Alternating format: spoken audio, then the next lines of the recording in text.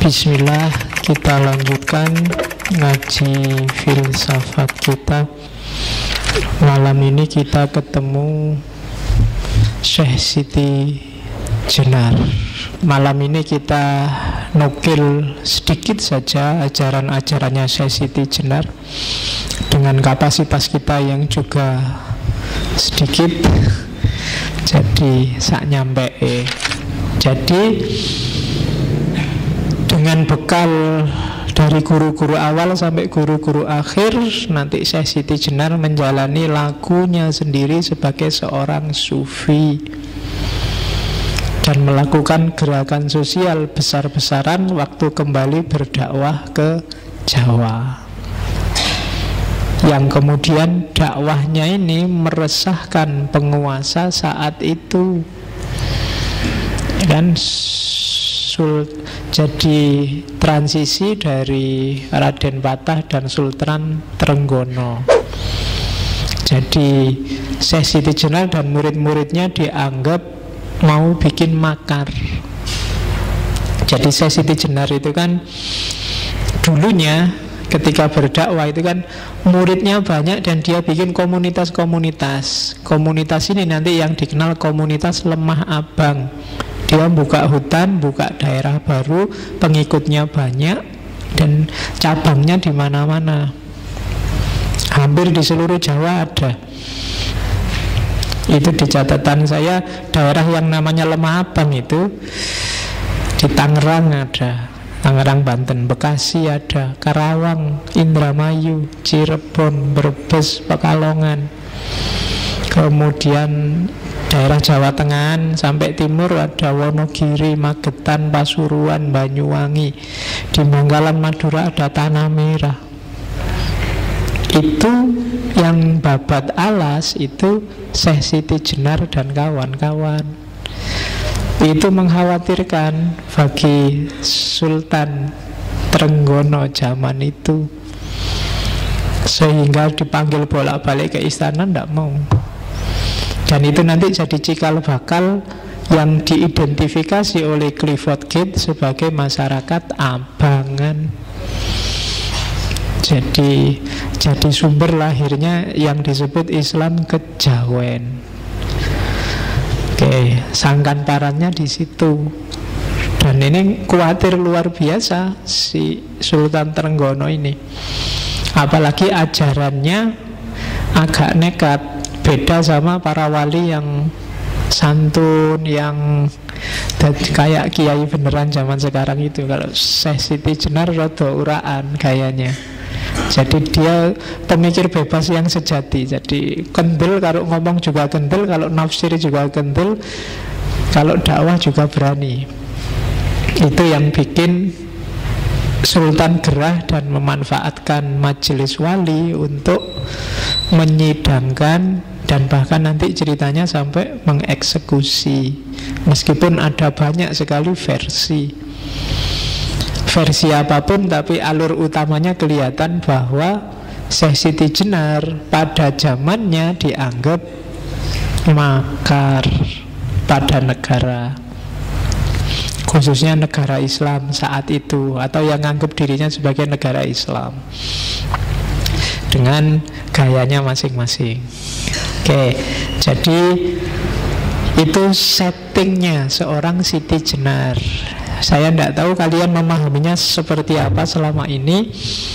Biasanya yang tidak dalam membacanya, yes, intinya Siti Jenar itu surodo pemberontak, ajarannya sesat, terus dieksekusi oleh para wali yang ajarannya lurus, kan itu. Atau paling tidak mungkin di pemahamanmu selama ini kita tidak nyampe Siti Jenar itu salah, wong ajarannya orang khusus kok diajarkan pada orang awam. Yo, walau alam bisawab, tapi alurnya sebenarnya sudah kelihatan. Ada politik yang bermain di situ, sama kayak kasusnya Al-Hallaj atau Sokrates. Oke, jadi itu setting sosial seorang Siti Jenar. Kita mulai melihat pikirannya, nggak usah terlalu lama di trik-trik politiknya. Ajarannya Syekh Siti Jenar itu dikenal sebagai ajaran sasahidan. Satu akar kata sama syahadat. Jadi kesaksian yang tidak sekedar bersaksi tapi juga sadar akan hakikat dirinya, hakikat Tuhannya, hakikat kehidupan ini, hakikat alam semesta. Cuma syahadatnya agak kontroversial. Jadi ini kayak syahadat versi Al-Hallaj, syahadat versi Manunggaling Kawula Gusti. Jadi bayangkan itu kalimatnya. Yang ngerti Jawa mesti bisa merasakan dahsyatnya kalimat itu. Ingsun anekseni ing dat ingsun dhewe. Satuhune ora ana pangeran namung ingsun. Lan nekseni ingsun setuhune Muhammad iku utusan ingsun. Iya sejatine kang aran Allah iku badan ingsun. Rasul iku rasaning sun. Muhammad iku cahyaning sun. Ya ingsun kang eling tan kena ing lali. Ya ingsun kang langgeng ora kena owah gingsir ing kahanan jati. Yang nggak ngerti Jawa ada subtitlenya nggak di situ? Ya. Ya ingsun kang waskita ora kasamaran ing sawiji-wiji. Ya ingsun kang amurba wisesa kang kuwasa wicaksana ora kekurangan ing pangerti. Biar sampurna padang terawangan ora krasa apa-apa, ora ana keton apa-apa. Mung ingsun kang nglimputi ing alam kabeh kalawan kodrat ingsun. Itu syahadatnya sasahidan. Sama sebenarnya penjelasannya ya agak mirip aja ke anak al-haqnya Al-Hallaj minggu lalu, karena sumber ilmunya mungkin sama. Jadi kalau Syekh Siti Jenar ngomong ingsun, itu nunjuknya bukan ingsun yang fisik aku yang ada ini, tapi ingsunnya itu ingsunnya Allah. Orang jadi salah paham karena ingsun di situ ditafsirkan Siti Jenar yang manusia. Padahal kalau pakai filsafatnya hululnya Al-Hallaj kemarin, ingsunnya itu ingsun akunya Allah. Karena yang berhak bilang aku hanya Allah. Yang akunya pasti ada itu kan cuma Allah. Akuku ini kan nggak mesti ada. Akuku itu ada karena adanya akunya Allah. Akuku itu tidak sejati. Fisikku ini tidak ada gunanya kan. Kalau bagi Syekh Siti Jenar, fisik kita ini bangkai, mayat. Ketika ditinggalkan Allah, tidak ada orang mau menyentuh kita. Katanya Syekh Siti Jenar malah najis.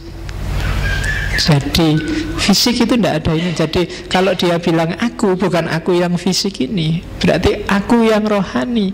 Dan aku yang rohani itu wa nafakha fihi min ruhi, bagian dari rohnya Allah. Jadi kalau saya bilang aku, pasti yang dirujuk bukan yang fisik ini. Wong ini cuma asalnya dari tanah, besok kembali ke tanah, tanah merah. Ya kan? Tapi aku yang rohani, dan akuku yang rohani itu hakikatnya adalah Allah. Kok kamu nggak nemu Allah dalam dirimu, berarti kamu sedang gelap. Ya kan? Nur Muhammad nggak mencapai dirimu.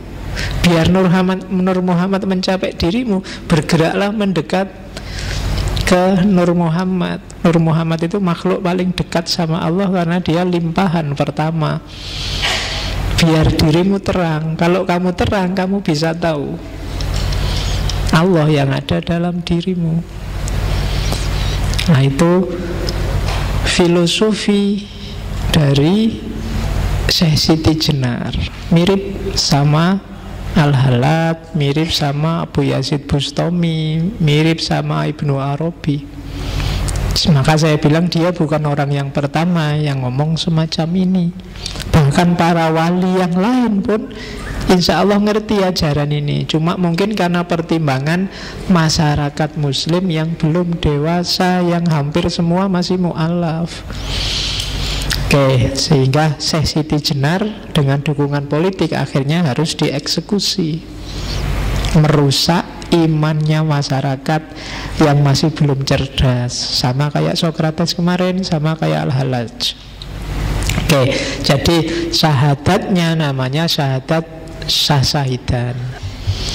Terus ini kalimat saya potong ketika Syekh Siti Jenar debat sama para wali. Jadi ada banyak sekali argumen, ada banyak sekali tuduhan. Syekh Siti Jenar nggak telaten, terlalu banyak variasi tafsir. Terus dia mengkasih kata, marilah kita bicara yang terus terang. Ini tak terjemah bahasa Indonesia ya, kalau Jawa kayak tadi kamu pening. Ya, ingsun ini Allah, akulah Allah itu. Akulah yang disebut Prabu Satmata. Tidak ada lain yang bernama Allah. Saya menyampaikan ilmu tertinggi yang membahas ketunggalan. Ini bukan badan. Jadi aku itu yang tak maksud bukan badan ini. Selamanya bukan, karena badan itu tidak ada. Yang kita bicarakan ialah ilmu sejati. Dan untuk semua orang kita membuka tabir. Jadi ini setelah diskusi panjang dengan para wali, dia jengkel. Ya wis, yang bilang ingsun Allah, ya wis akulah Allah. Tapi aku bukan badan ini. Jadi yang sejati, yang Allah itu bukan badan ini. Ini wadak fisik. Jadi katanya Siti Jenar, ilmu ini nanti yang tak ungkap ke masyarakat, buka tabir. Jadi para wali ditantang, yang kayak gini salah nggak? Maksudnya gitu kan. Isinya yang diajarkan salah nggak? Itu kan mungkin maunya saya Siti Jenar. Lah kalau yang tak ajarkan benar, ngapain semua marah? Kecuali aku ngajarin yang salah. Kalau hanya salah, misalnya mereka itu orang awam, nggak nyampe, sombong sekali kita. Kamu merasa lebih tinggi, padahal yang diajarkan Siti Jenar pada santri-santri pengajiannya, manusia itu egaliter. Siti Jenar yang berani pakai kalimat ingsun untuk diri sendiri, zaman itu luar biasa. Zaman itu orang biasa itu bolehnya bukan pakai ingsun, tapi pakai kawulo. Kalau di Jawa sekarang jadi kulo, ya kan? Yang berhak pakai kata ingsun itu raja. Jadi ingsun, pukulun dan seterusnya. Dan Syekh Siti Jenar peduli amat dengan semua itu. Bagi dia setiap manusia sejajar, egaliter. Pereklah dengan ingsun yang hanya untuk raja itu. Kalau kamu mau bilang ingsun, bilang aja ingsun aku. Tidak harus kawulo. Kalau kawulo itu kan hamba. Tidak ada raja dan hamba di dunia ini. Kita sejajar, di atas kita hanya Allah. Itu yang diajarkan di Lemah Abang. Jadi kalau kemarin Al-Halaj anak Al-Haq, Syekh Siti Jenar, kalimat yang terkenal adalah ya ingsun iki Allah. Argumennya apa? Ya persis kayak Al-Halaj kemarin. Jadi aku itu, yang punya aku itu hanya Allah, bukan diri manusiaku yang ditunjuk, tapi Allah yang ada dalam diriku. Kalau ada yang bantah, loh Allah kok ada dalam dirinya manusia? Terus kamu lihat, terus Allah harusnya ada di mana? Kita kan yakin bahwa Allah itu muhit itu ada di mana-mana. Dia meliputi segala sesuatu. Jangankan dalam diri manusia, di setiap makhluk ciptaannya, di sana ada Allah. Maka kalau orang bilang Allah dalam diriku, bukan sesuatu yang tidak masuk akal. Bahkan banyak sekali ayat yang mengisyaratkan ke sana. Ya termasuk tadi wa ana aqrabu ilaihi min hablil warid. Allah itu lebih dekat daripada urat nadi yang di leher ini. Berarti Allah lebih dekat padamu dibandingkan nyawamu sendiri. Sama nyawa kamu bisa putus, tapi sama Allah tidak bisa. Kan kalau ada orang mati, nyawanya putus sih. Kan ada yang gitu. Tapi sama Allah tidak bisa, karena Allah lebih dekat denganmu. Cuma kita nggak sadar. Kita itu merasa sosok pribadi yang mandiri, kita di sini dan Allah di sana. Kan kita mikirnya gitu. Makanya kalau berdoa terus kamu ndangak luar biasa gini kan, sambil ya Allah minta ke atas. Ya enggak apa-apa sih, asal lebih kusuk. Jadi yo ingsun iki Allah. Dan memang kan ada hadits qudsi yang bilang di situ, ana kanzun mahfiyun fa uridu an u'rafa fa khalaqtul khalqa fabi arafuni. Jadi aku itu khazanah tersembunyi, sebelum ada makhluk satupun ya Allah nggak dikenal. Maka Allah sengaja melakukan sesuatu, menciptakan sesuatu biar dia dikenal. Jadi hakikatnya yang ada itu Allah, cuma dia menciptakan semua makhluk termasuk manusia biar dia dikenal dan dikasih bekal. Jadi penciptaannya tidak kok kayak sulap ting gitu, tapi pelimpahan dari dirinya Allah. Jadi ana kanzun makhfiyun, kayak kamu bercermin. Kalau kamu ingin ngerti wajahmu kayak apa kan, bercerminlah. Dari cermin itu kamu ngerti dirimu. Nah, kayak tak bilang kemarin, wahdatul wujud itu bukan kok ada wujud sama wujud terus bersatu, enggak. Ada wujud yang sejati, yang lain itu hanya cerminan dari wujud yang sejati itu. Dari situ lahirlah konsep namanya manunggaling kawula Gusti.